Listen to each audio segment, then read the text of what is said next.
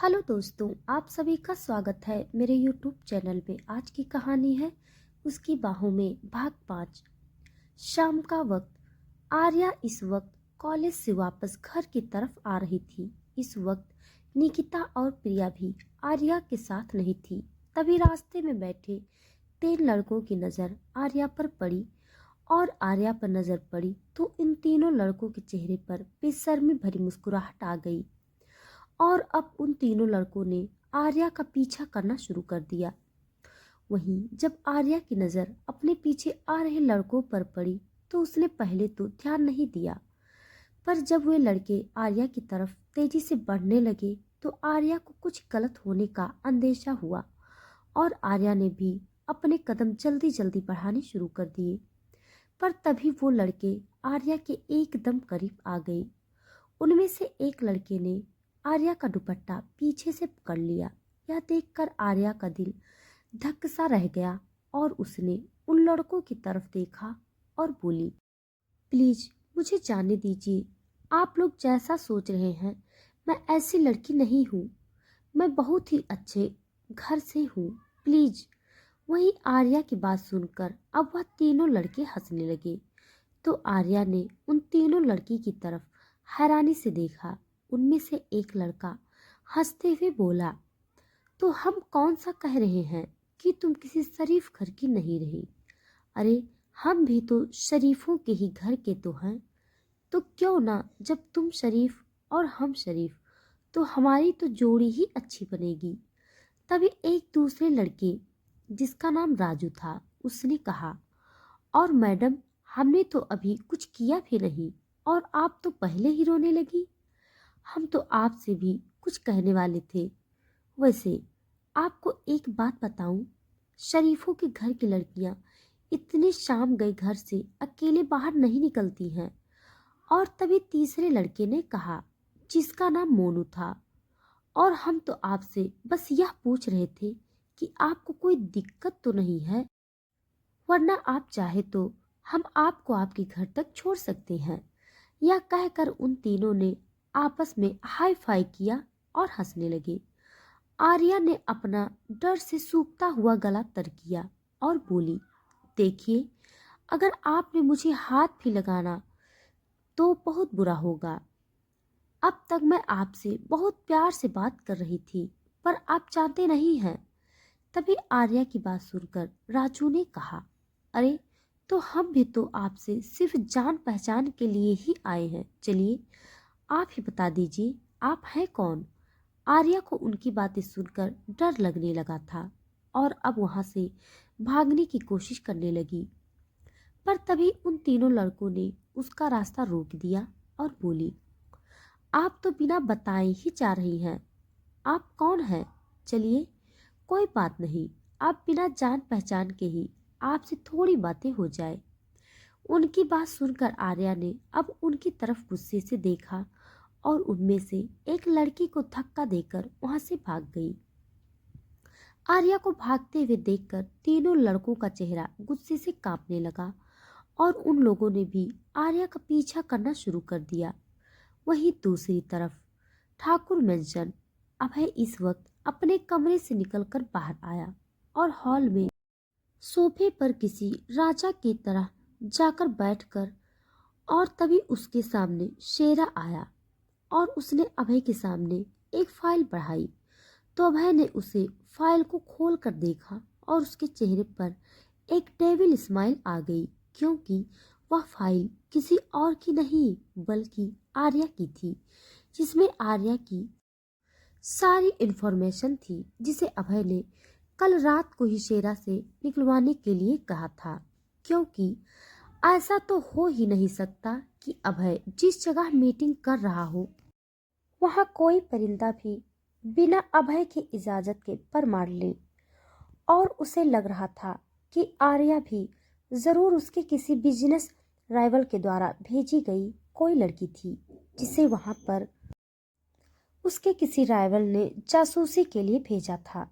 पर उसे फाइल को पढ़ते हुए अभय के एक्सप्रेशन चेंज हो गया और उसने शेरा से कहा, अब उसे लड़की पर नजर रखने की कोई जरूरत नहीं है। अपने टीम को कहो वह वापस आ सकते हैं। जी हाँ, अभय कल रात से ही आर्या के ऊपर नजर रखवा रहा था, क्योंकि उसे किसी के भी ऊपर भरोसा नहीं था कि कब कोई क्या कर सकता है। इसीलिए कल रात से ही वो आर्या के पास भी नहीं गया था और अब उसने शेरा से अपनी टीम को वापस बुला लेने के लिए कहा और वहां से उठकर बाहर की तरफ चला गया। अभय ठाकुर मेंशन से बाहर आया और अपनी कार में बैठकर चला गया।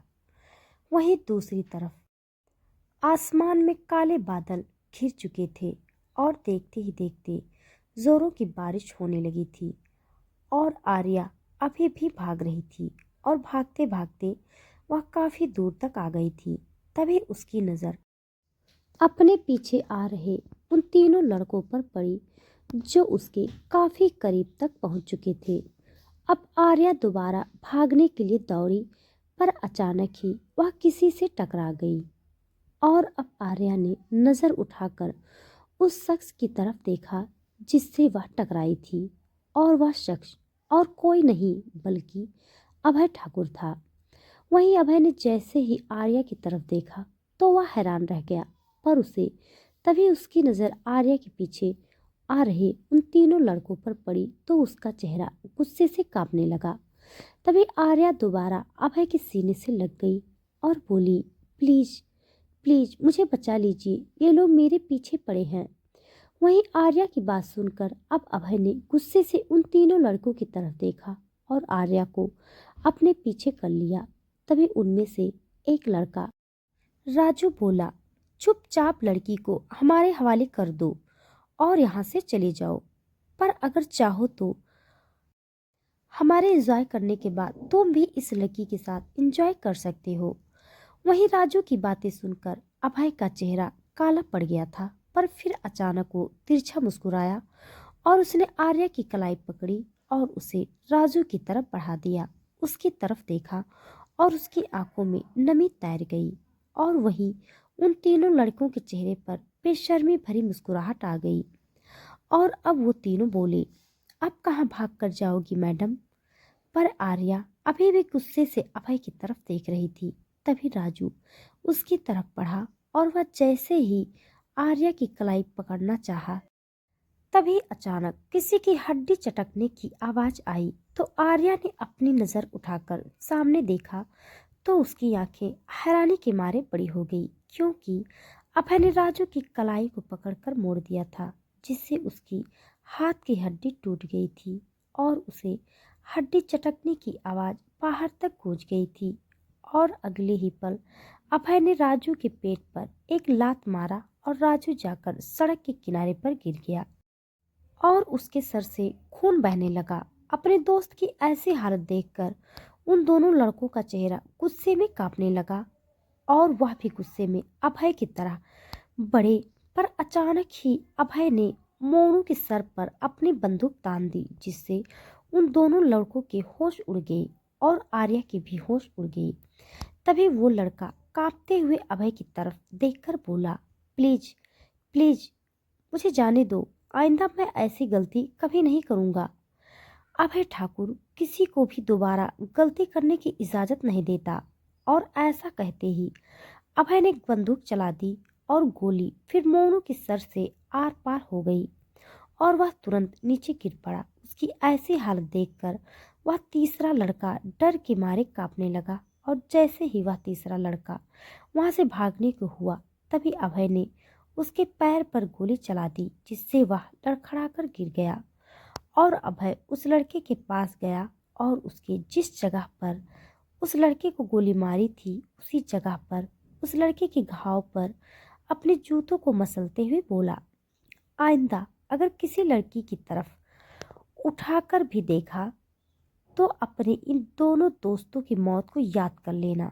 ऐसा कहते ही अभय ने एक बार और एक गोली उस लड़के के पैर में मार दी, जिससे उस लड़के की चीख उस पूरे एरिया में गूंज गई और वह लड़का दर्द के मारे बेहोश हो गया। अभय इस वक्त काफी डरावना सा लग रहा था। अब अभय आर्या की तरफ मुड़ा जो अपना सर नीचे करके सिसक रही थी। अचानक ही अभय ने आर्या के गाल पर एक थप्पड़ जड़ दिया और बोला, जब खुद की हिफाजत नहीं कर सकती तो इतनी रात को अकेले नहीं घूमना चाहिए।